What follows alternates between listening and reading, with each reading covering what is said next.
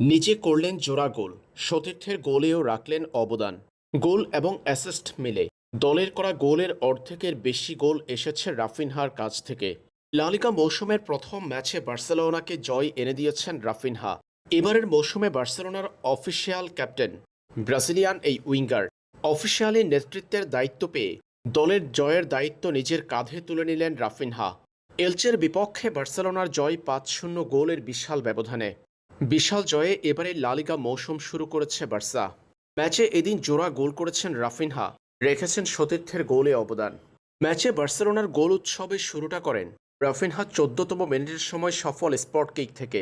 প্রথমার্ধের শেষ অংশে অতিরিক্ত সময়ের তৃতীয় মিনিটে জার্মান তারকা করিম আদেমির গোলে স্কোরলাইন ২-০ করে বার্সা।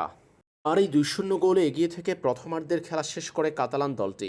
পরে দ্বিতীয়ার্ধে ম্যাচে ৬৭তম মিনিটে নিজের দ্বিতীয় ও দলের তৃতীয় গোলটি করেন রাফিনহা। বার্সা শেষ ২ গোল পেয়েছে ফেরমিন লোপেজের কাছ থেকে ৮ মিনিটের ব্যবধানে ম্যাচের ৭১ ও ৭৯তম মিনিটে। এই ম্যাচে নিজে ২ গোল করার পাশাপাশি করিম আদেমির গোলে অবদান রেখেছেন রাফিনহা।